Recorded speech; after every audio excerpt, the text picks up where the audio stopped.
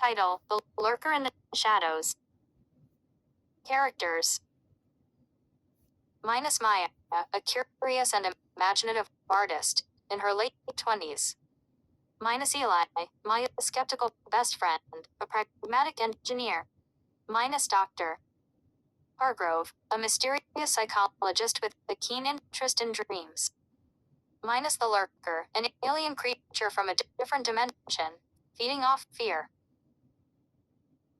Maya had always been a dreamer, her nights filled with vibrant colors and fantastical landscapes. But lately, her dreams had taken a darker turn.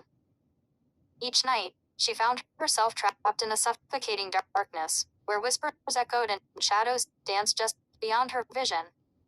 It was during one of these restless nights that she first encountered the Lurker.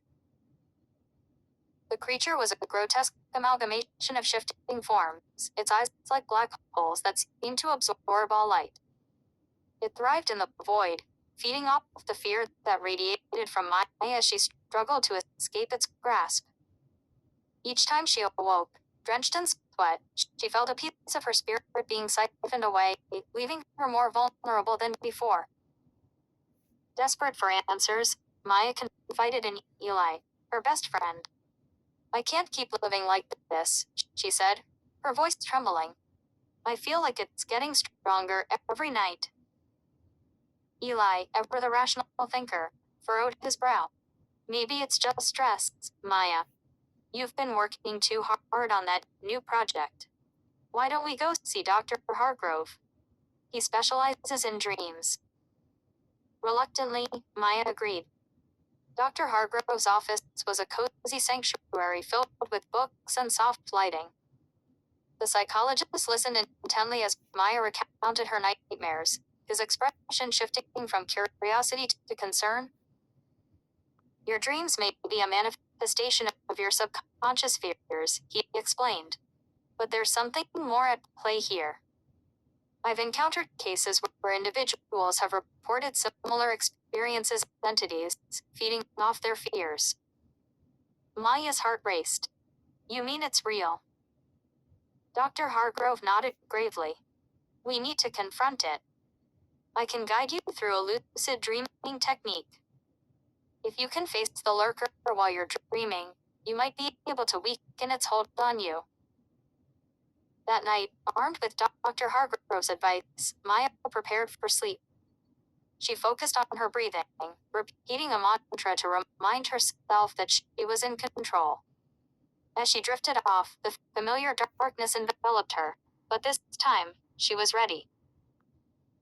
The Lurker emerged from the shadows, its form shifting and writhing. "You cannot escape," it hissed, its voice a chilling whisper that sent shivers down her spine. Maya stood her ground, her heart pounding. "I'm not afraid of you anymore," she shouted, channeling her fear into defiance. The creature recoiled, its form flickering like a dying flame. With each step she took toward it, the Lurker shrank, its power waning. "You feed on fear, but I refuse to give you any more," Maya declared, her voice steady.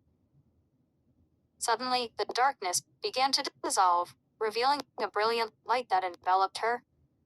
The Lurker screeched, its form collapsing into itself as it was consumed by the very fear it had thrived on.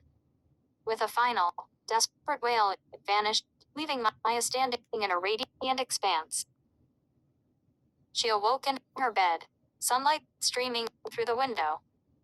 For the first time in weeks, she felt a sense of relief wash over her. The Lurker was gone, banished to the depths of her mind, where it could no longer torment her. Maya rushed to Eli's apartment, bursting through the door. "I did it. I faced it," she exclaimed, her eyes shining with triumph. Eli looked up from his work, a smile spreading across his face. "I knew you could. You're stronger than you think." But as the day wore on, a nagging feeling crept into Maya's mind. Had she truly defeated the Lurker, or had it merely retreated, waiting for her to let her guard down? That night, as she lay in bed, she felt a chill in the air, a whisper of darkness lurking just beyond the edge of her consciousness. The lurker may have been gone, but its presence lingered, a reminder that fear could always return, lurking in the shadows, waiting for the moment she would falter. And as she drifted into sleep, she couldn't shake the feeling that the battle was far from over. In the depths of her dreams, the darkness stirred once more, and the lurker watched, patient and hungry, ready to strike when she was weakest.